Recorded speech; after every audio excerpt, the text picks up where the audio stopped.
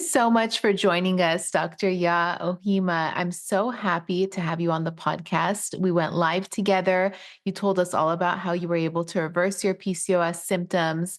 And this will be such an interesting episode because you are a doctor as well. So thank you so much for joining us. Yes, welcome. Thank you for having me. I've been looking forward to this ever since the live. I feel like we had a really good, healthy conversation. We're able to help a lot of people. So yeah, it's only natural for me to be back. Doctor said you got PCOS. Now go on, girl, just lose some weight. Till I took the symptoms into my own hands and reversed them naturally. We felt like we had such an authentic interview on Instagram for those that don't follow at PCOS.weightloss. But in the interview, we talked about Dr. Yaa Oheema's journey getting diagnosed with PCOS, how she reversed it, how she went into the medical field. So we'll talk a lot about that today, including some tips along the way. So just to kind of kick us off, could you give us a background of what you do now and how you got here, and then we can go in more detail? Yeah, amazing. That's fine. So hi, everyone. Once again, my name is Dr. Yaa Oheema. I'm a 28-year-old, basically GP in the United Kingdom. A GP is like a family medicine doctor. I know it's very different in the States, with a special interest in wellness and women's health. My journey to getting here has just been a massive roller coaster. I've been homeless before. I've dealt with immigration issues. I'm an orphan now. I lost both my parents along the journey. And just to make matters worse, I had one of the most devastating flare-ups of PCOS 2 years ago. A month after my wedding, I suddenly gained weight, became pre-diabetic. My periods became irregular, and it was such a devastating time. So I've worked really hard over the past 2 years, just pouring into myself, optimizing my wellness, truly understanding this disease. And now being on the other side of it, I've become one of the biggest advocates for women with PCOS and other gynecological conditions. And I'm working with local family medicine practices and eventually the NHS, which is the National Health Service, in order to refine and redesign the way we actually deal and manage with women with PCOS. What an incredible background. Yeah. You know, your passion for PCOS women comes from such a place that is so real, and so I think you're just such a wonderful person to be an advocate for us. No, thank you so much. Yeah, of course. So I want to go back to that flare up that you're talking about. Yeah, 2 years ago. 2 years ago. So a lot of women, they're suddenly gaining weight. Okay. In 3 months span, suddenly they gain 50 pounds. They have no idea why. There's no diet change that they did. It's not like they're eating ice cream every night. Like, how did this happen? Right. So from your perspective and as a doctor, what do you think turned that on for your body? And how does that happen? What is happening with that? So yeah, that's really an interesting question. And it's something I've spent the past 2 years reflecting on. And actually from my studies and from my reading and from courses I've actually attended, PCOS, as we spoke about earlier on, is like a diabetes of the ovaries. There's a very big inflammatory process that's happening in our bodies as women that have PCOS. And I think in the lead up to my wedding, I lost my only living parent. My mum unfortunately passed away from cancer. There was quite a lot of family issues. I had to suddenly leave my family home. I was under a lot of stress. Now, PCOS is a condition that I've had since the age of 12. I've known all about it. 15 years on, at the age of 27, I was fine. I had a few issues with acne. My periods sometimes were a bit irregular.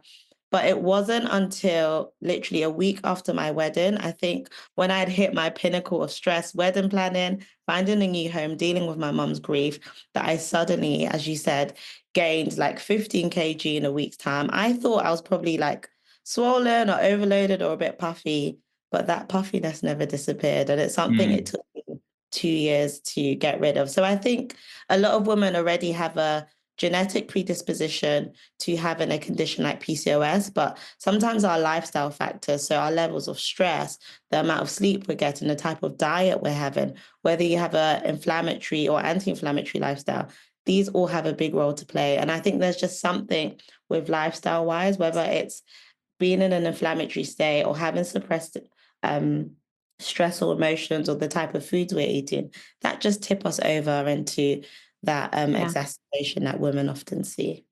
Yes. It sounds like a rubber band just was stretched and stretched over time and finally snapped. Yeah, for And this sure. That's what it felt like. and this relates to a topic that we've recently talked more and more about, which is like generational trauma or just traumatic events in general, which can cause or kind of like you said, create that catalyst, the moment to make the PCOS symptoms worse. Course. So there was actually a recent study by Stanford University, I'm not sure if you've heard of it, that actually showed that for a lot of women of color, so affecting both of us, suppressed anger, resentment, trauma puts your body in an inflammatory state. It leads to chronic stress, high cortisol levels. And we're finding that a lot of those women then go on to have autoimmune conditions, things like cancer, things like heart disease. There's obviously a big psychosomatic link that we've always known about for years, but we're seeing with time, like the more we neglect our mental health, the more we neglect healing, is the more diseases like PCOS, endometriosis, and cancer will begin to creep up for us women. So with that being said, like what would you tell someone who's listening right now who might be going through a stressful situation that they can't control? Like sometimes life happens and it's hard to be like positive in the moment if your mom passes away and like, so, drama with the family or finances. Like, how do you feel if you went back in time, you could have handled that in a way that wouldn't have flared up your PCOS? Or do you just do the best you can? Maybe your PCOS flares up, but then you focus on recovering from that. What do we do? That's what I'm saying. So I think that's such an amazing question. And it's something I wish I knew the answer to 2 years ago, else I wouldn't have had this horrible time. I think when it comes to stress, we need to think about control and agency. So a lot of the times, stress comes when we feel like there are challenges we can't handle. Stress comes when we feel overwhelmed. And in those situations, we feel like we're not in control. When my PCOS had flared up, when my mum died, I felt like I wasn't in control. When I was homeless, I felt like I wasn't in control. And one thing that I've began to understand is basically all the daily habits and all the things I do every day to gain back that control. A lot of the times when we listen to people talk about what helped their PCOS or how they deal with stress, they'll talk about sleeping, they'll talk about going to the gym, they'll talk about eating healthy. And we all roll our eyes because we've heard of all these solutions, but we think they don't work. But what those things give you back is agency and control. If you learn to control your day, if you learn to control your perspective, then eventually you'll be able to trust yourself and build up strength and eventually control everything that happens to you. Life is all about what you think of what happens to you versus what actually happens to you. So if you're able to change your mindset, if you're able to keep that element of control, knowing that, you can achieve anything you set your mind to, this is just a test, this is just a trial, this will pass, this is not permanent. Just keep positive, just keep thinking positive, keep that element of control within you. Then eventually you'll be able to handle anything life throws at you. And I think that's what I didn't know then. I felt like this condition would just spiral and spiral, and I'd end up infertile, and I'd end up like 200 kg, and just my husband wouldn't love me anymore. And that was me like ruminating and losing control. But actually, when I made a decision last year that, I'm just going to control what I can, and what I can control is what I choose to eat, what I choose to do, and what I choose to think, literally everything changed from me. So if everything feels out of control, just talking to whoever's listening, work on what you can control. And that's you showing up for yourself. That's you eating healthier. That's you building healthy habits for yourself. And eventually everything will fall into place. Yes. Yeah, I love that. The brain is such a powerful tool, like our brains really like the perspective, like the perspective of how you look at the world or how you look at condition or what you're doing. It's such a powerful impact on how you do it or how you feel as you do it. So true. Yeah. What was that you just said? You said life is a matter of what's actually happening to you and what you think is happening to you. Is that life is all about it's not about what happens to you, it's about how you feel about what you think or how you feel about what happens to you. exactly? Yeah, how you're processing it in your body. and I'm moving forward with it. So Yeah. I think that's just like such good advice for someone who might be going through like a troubling time, Mhm. especially when you don't feel in control of your body when you have PCOS. So you kind of like look in the mirror and don't recognize yourself. And then you lose that sense of agency because you're like, I don't know what's happening here. And slowly you kind of dissociate from yourself and you just like don't know who you are anymore after a few months of just chronically gaining weight. Mhm. Yeah. Yeah. By the way, do you hear the dog barking in the background? No, I can't hear Oh, anything. okay. Good. Okay, that's good. Our mics aren't picking it up. We're like, oh, Our puppy, she's crate training, and we put her to nap like 10 minutes ago, but she's still like giving us a little bit yeah. of, Bless it. Lip. Oh, bless her. No, I can't hear anything. We're good. Okay, Okay, good. cool. So if we rewind back now, I feel like we're doing like a movie where it goes backwards. But if we rewind back now to the moments where you were diagnosed, you mentioned like at age 12, you knew that you had PCOS. What was that process like for you? Did you feel like you had enough information or tips to move forward with some next steps at that time? So just to go back, so I started my period at the age of 10. And I remember that moment. I was in the shower and all of a sudden I just felt weird. And my mum came in and she was like, "Oh my gosh, already? Like you're so young." And she was absolutely mortified. And then I started crying. I was like, "Mummy, am I dying?" She was like, "No." I mean, she's like, "This will happen to you every month until you're maybe 50, but you're not dying." It happened to me too. And then I just didn't see my period again until I was 11. So I literally had one period and that was it for the whole year. And I kept saying to my mum, I mean, I'm happy it's not coming back, but surely that's abnormal. And she was like, "Oh, you just started. Maybe your body is regulating itself." So another year passed by, and suddenly I was 12 years old. I'd only had two periods in 2 years. And my mum finally was like, "Okay, let's go and see your doctor." We went to go and see the doctor. The doctor also was very dismissive. He was like, "It's just because you started. You might have a condition called PCOS. Who knows? Let's get you some blood tests and some scans." She was very proactive. So we ended up getting some blood tests, some scans. It confirmed that I did have PCOS. And all she was like is, "You should go on the pill." And that was it.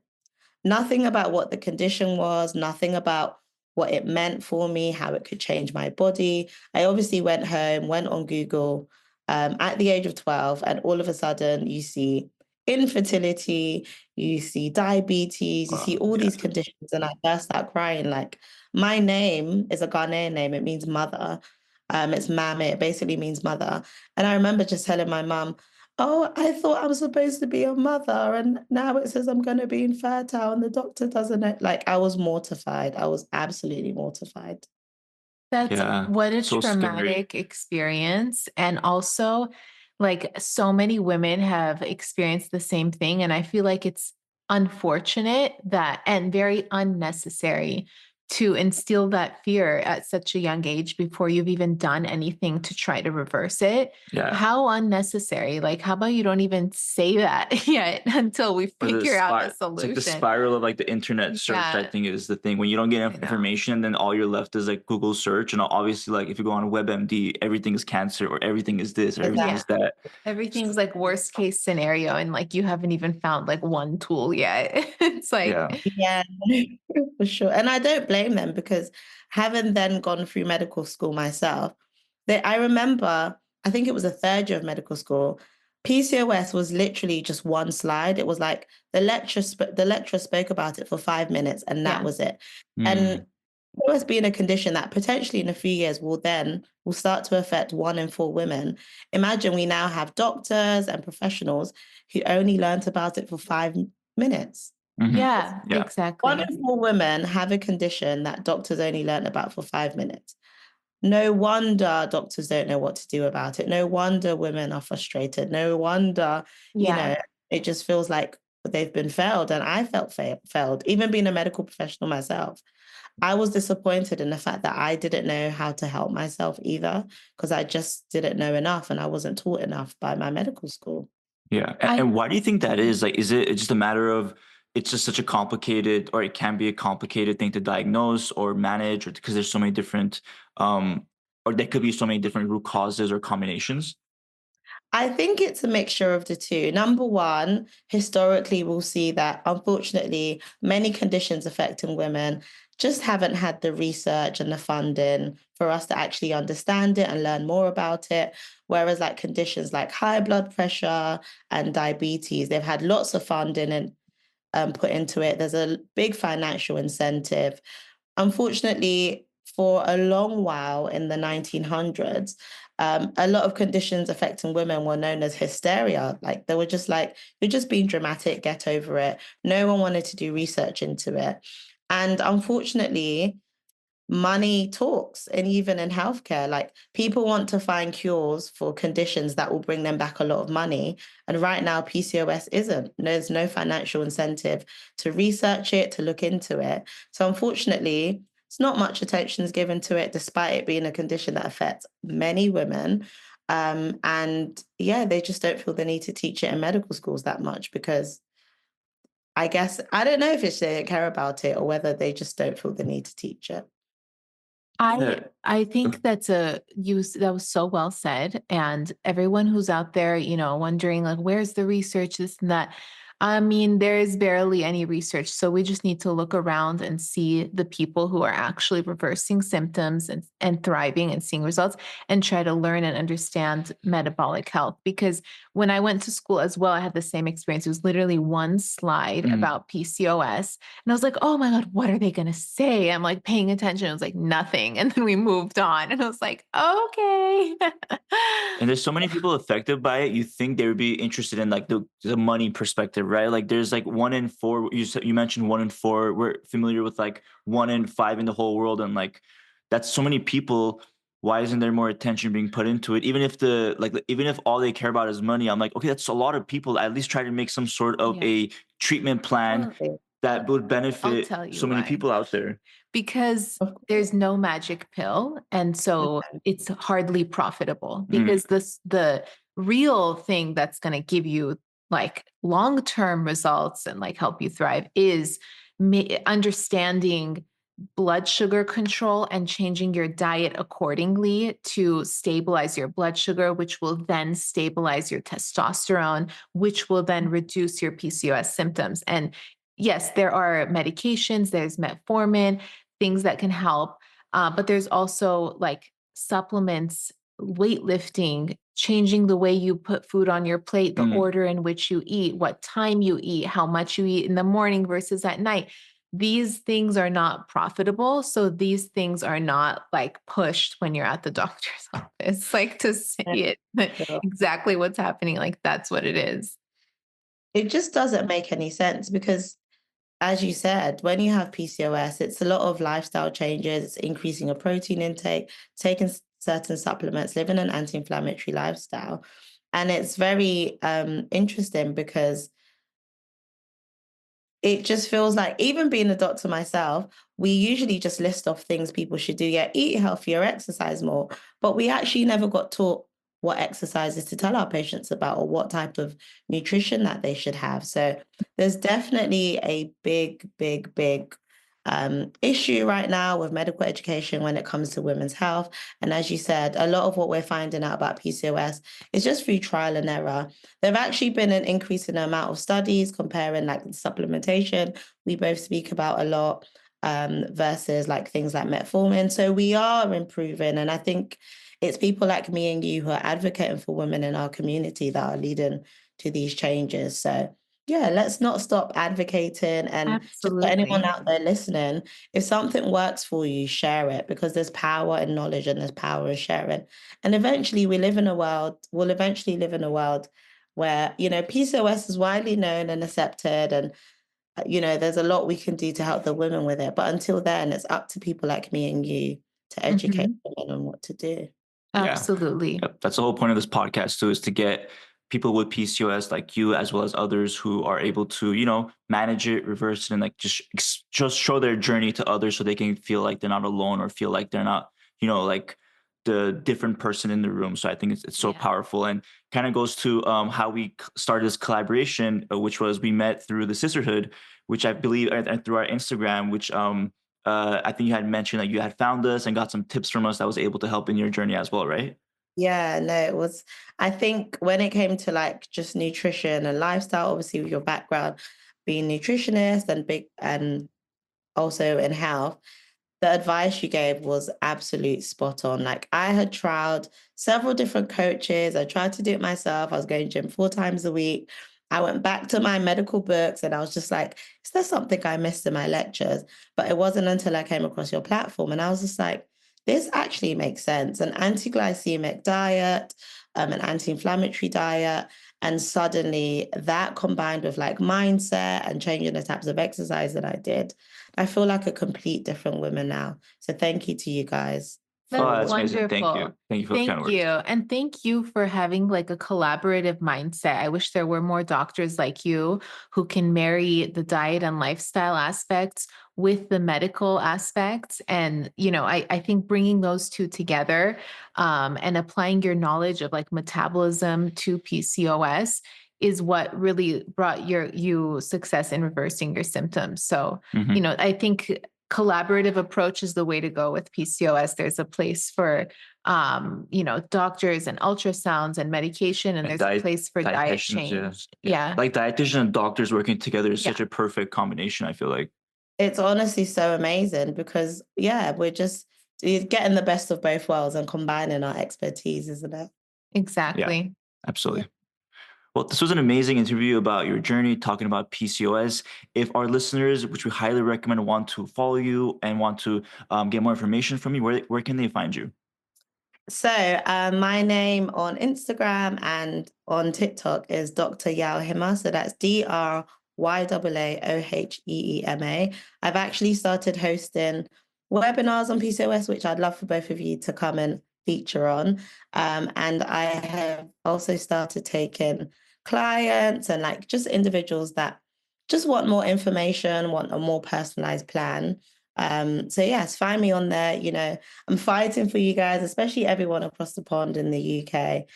We are going to fight this condition together. We are going to get the NHS to take us seriously. We are going to help women all over the world. I love that. Amen. I love that. And we'd love to be part of the webinar and the classes. And Yes. do you have a website also you wanted to mention? So I don't have a website, yes, working on that, taking things every day. Of course, one step at a time, of course. No, I do have a newsletter that's linked to my Instagram and TikTok. So if you sign up to that, you'll hear more up-to-date news on what I'm doing, what I'm planning. And obviously I'll be liaising with you guys because I'd love for you to be guest speakers on one of our webinars. Yeah, definitely. Thank you so much. Definitely. We'd love to. And we'll put all that in the description of this podcast episode, so our listeners can go and click directly to follow her on Instagram and TikTok. Awesome. Thank you, Doctor, for joining us again, and look forward to having you again on this podcast. Talk to you soon. Perfect. Talk to you soon. Thank you so much for having me. Yes. Thank you. Take care.